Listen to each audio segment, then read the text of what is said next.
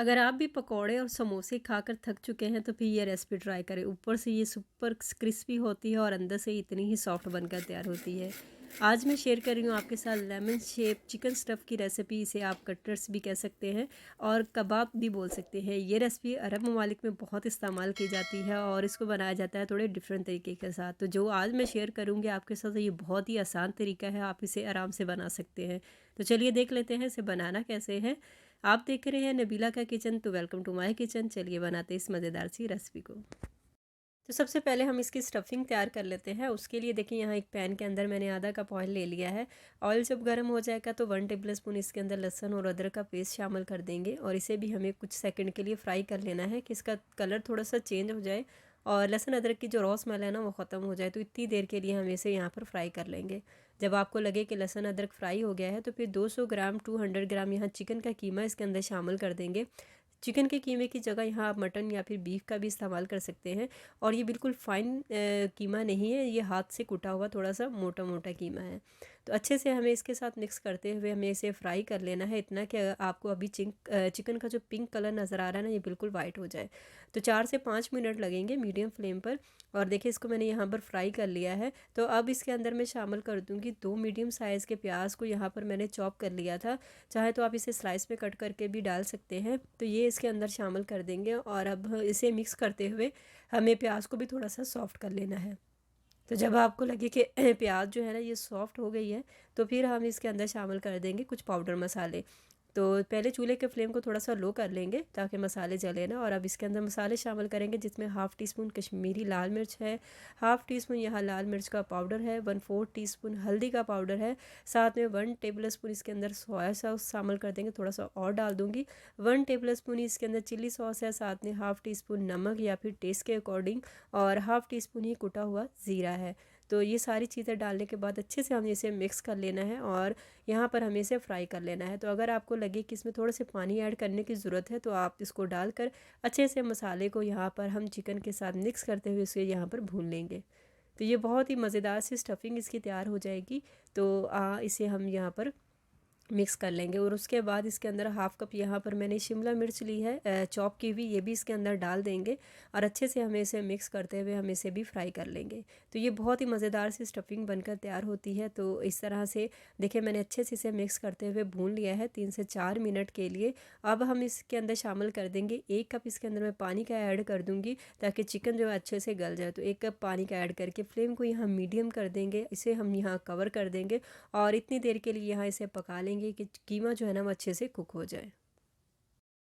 तो अभी चेक कर लेते हैं। देखिए जितना भी इसके अंदर मॉइस्चर है ना वो सारा ही ड्राई हो गया है और चिकन जो है ना वो भी अच्छे से कुक हो गया। तो आपने चेक कर लेना है कि चिकन जो है ना वो अच्छे से कुक हो गया है। 2 टेबल स्पून लेमन जूस, मुट्ठी भर यहाँ पर मैंने कटा हुआ हरा धनिया ऐड किया है। अच्छे से हमें इसे मिक्स कर लेंगे और मिक्स करने के बाद एक दफ़ा फ्लेम को मीडियम कर लेंगे और जितना भी मॉइस्चर है ना उसको सारे को ही ड्राई कर लेंगे। देखिए कोई भी मॉइस्चर आपको इसके अंदर नज़र नहीं आ रहा। बस अब चूल्हे का फ्लेम को बंद कर देंगे और स्टफिंग जो है ना ये हमारी तैयार है, इसे हम अच्छे से ठंडा कर लेंगे। स्टफिंग जितनी देर में ठंडी हो रही है, जहाँ देखिए मैंने 2 लार्ज साइज़ के आलू लिए थे, इसको मैंने यहाँ पर सिंपल बॉयल कर लिया है। अब एक ही मैंने यहाँ पर बॉल और छलनी ले ली है। आलू को छोटे से पीसेस में करने के बाद इसको छन्नी में ऐड कर देंगे और हम इसे स्ट्रेन कर लेंगे। यहाँ इसको हम इसलिए यहाँ पर पीस लेंगे ताकि एकदम इसका हमें फाइन सा पेस्ट मिले। अगर हम ऐसे ही करेंगे ना तो उसके अंदर छोटे पीसी या फिर गुठली रह जाएगी। तो हमें बिल्कुल एकदम इसका फाइन सा पेस्ट चाहिए। तो आप छन्नी की मदद से जब इस तरह से निकाल लेंगे ना तो फिर कोई भी गुंजाइश नहीं होगी कि आपको कोई छोटा पीस या फिर इसके अंदर कोई भी गुठली, एकदम फाइन सा पेस्ट आपको जो है ना वो आलू का मिल जाएगा। तो ये देखिए सारा ही मैंने आलू जो है ना यहाँ स्टेन कर लिया है। थोड़ा सा हम इसके अंदर टेस्ट के अकॉर्डिंग नमक ऐड कर देंगे। 3 से 4 टेबल स्पून यहाँ पर मैंने चावल का आटा लिया है और 2 से 3 टेबल स्पून ही इसके अंदर शामिल कर देंगे कॉर्नफ्लावर। ये इसकी बाइंडिंग के लिए है। अगर आपके पास कॉर्नफ्लावर नहीं है तो आप सिंपल इसके अंदर चावल का आटा ऐड कर सकते हैं और अगर चावल का आटा नहीं है आपके पास तो फिर आप इसको अंदर कॉर्नफ्लावर भी ऐड कर सकते हैं। अच्छे से हमें मिक्स करने के बाद इसकी एक फ़ाइन सी डो बना लेनी है। तो अच्छे से मिक्स करने के बाद ये देखिए मैंने इसकी एक फ़ाइन सी डो बना ली है। ये बहुत ज़्यादा सख्त या फिर बहुत ज़्यादा नरम नहीं है, बस ऐसी ही डो आपको भी इसकी तैयार कर लेनी है। तो इसे रख देंगे एक साइड पर। तो अभी हम इसके लिए स्लरी तैयार कर लेते हैं। तो एक बॉल के अंदर 2 टेबल स्पून यहाँ पर मैंने मैदा लिया है, थोड़ा सा पानी ऐड करके अच्छे से इसे यहाँ पर हम मिक्स कर लेंगे। ये स्लरी मैं कोटिंग बनाने के लिए बना रही हूँ। अगर आप स्लरी नहीं बनाना चाहते तो आप अंडे से भी इसकी कोटिंग कर सकते हैं। अच्छे से इसको मिक्स करने के बाद ये देखिए स्लरी तैयार है, इसे रख देंगे साइड पर। अब जो आलू का बैटर हमने तैयार किया था ना, हाथ पे थोड़ा सा ऑयल लगाएंगे, बैटर थोड़ा सा ले लेंगे और इसको यहाँ पर गोल कर लेंगे, बिल्कुल सर्कल सा इसका बना लेंगे। उसके बाद थोड़ा सा इसको इस तरह से ओवल शेप में देंगे और फिर ऑयल लगाकर फिंगर से इसको अंदर से हम इसकी स्पेस बना लेंगे, ये देखिए, ताकि हम इसके अंदर फिलिंग कर सकें। ये देखिए इस तरह से मैंने इसके अंदर स्पेस बना ली है। अब जो फिलिंग हमने बना कर रखी हुई है ना, वो इसके अंदर ऐड कर देंगे। तो बस इतनी ही ऐड करेंगे जो आसानी से आ जाए, बहुत ज़्यादा ओवर नहीं आपने इसको भरना। तो अब ऊपर से इसको फिलिंग डालने के बाद थोड़ा सा ऑयल लगा देंगे इसके किनारों पर और उसके बाद इसे यहाँ पर हम सील कर देंगे, अच्छे से इसे यहाँ बंद कर देंगे। तो ये देखिए यहाँ पर इसको मैं लेमन की शेप में बना रही हूँ। ये देखिए इस तरह से इसको यहाँ पर इसके किनारों को जो अच्छे से सील कर देंगे और एक अच्छी सी इसको यहाँ पर शेप दे देंगे। तो ये देखिए यहाँ पर ये तैयार हो गया है, बहुत ही प्यारा ये लग रहा है, क्यूट सा गोल मटोल सा।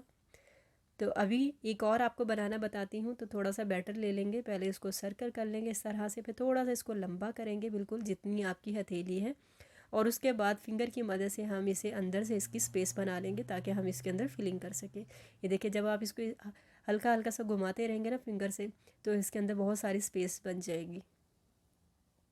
स्पेस बनाने के बाद अब इसके अंदर फिलिंग ऐड कर देंगे और फिलिंग ऐड करके फिर उसको अच्छे से यहाँ पर सील कर देंगे। तो सील करने के बाद अगर आप ये शेप बनाना चाहते हो तो ऐसे ही बना सकते हैं, नहीं तो आप इसको कबाब की शेप दे सकते हैं, कटरस की शेप दे सकते हैं, कचौरी की शेप आप इसे दे सकते हैं। तो बस इसी तरह से सारे ही तैयार करके यहाँ पर रख लेंगे। यहाँ देखिए मैंने सारे ही बना के रख लिए हैं। अब जो स्टफिंग थी ना वो बच गई थी इसको बनाने के बाद, तो उसको आप किसी भी रोल या समोसे में इस्तेमाल कर सकते हैं। अब हम इसकी कोटिंग कर लेते हैं। तो जो स्लरी बनाई थी पहले उसके अंदर इसे डिप कर देंगे और उसके बाद यहाँ पर मैंने 1 कप ब्रेड क्रम्स लिए हैं, इसके अंदर हमें डालकर इसे यहाँ पर ब्रेड की कोटिंग कर लेंगे।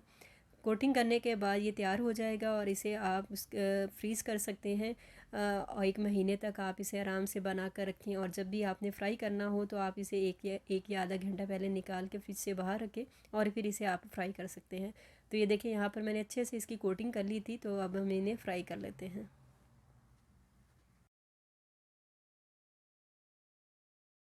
तो फ्राई करने का मेथड बिल्कुल सिंपल सा है। ऑयल को आपने अच्छे से गर्म कर लेना है लो टू मीडियम फ्लेम पर, उसके बाद आपने इसे सिंपल सा फ्राई कर लेना है, क्योंकि इसके अंदर जो हमने स्टफिंग ऐड की है वो भी हमने अच्छे से कुक कर ली थी। आलू जो है वो हमारे बिल्कुल पहले से ही बॉयल थे।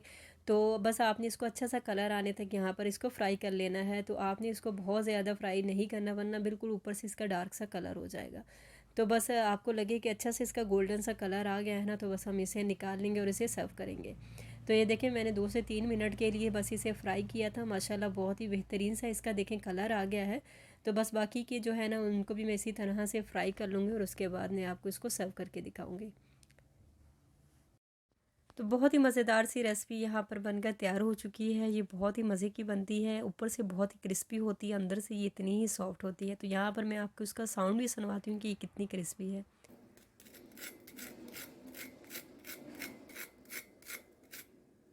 तो अभी इसे तोड़ के दिखाती हूँ। ये देखिए अंदर से जो इसकी स्टफिंग थी ना वो बहुत ही मज़े की थी। तो आप इस रेसिपी को ज़रूर ट्राई कीजिएगा। रेसिपी अच्छी लगी तो इसे लाइक कीजिएगा, शेयर कीजिएगा, और हाँ अगर आप चैनल पर नए हैं तो इसे ज़रूर सब्सक्राइब कर लें। तो मिलते रहेंगे इसी तरह की मज़ेदार सी रेसिपीज़ के साथ। मैंने इफ्तार स्पेशल में और भी बहुत सारी रेसिपीज़ बनाई हैं अपने चैनल पर, तो आप मेरे चैनल का विज़िट ज़रूर करें। Thanks for watching. अल्लाह हाफिज़।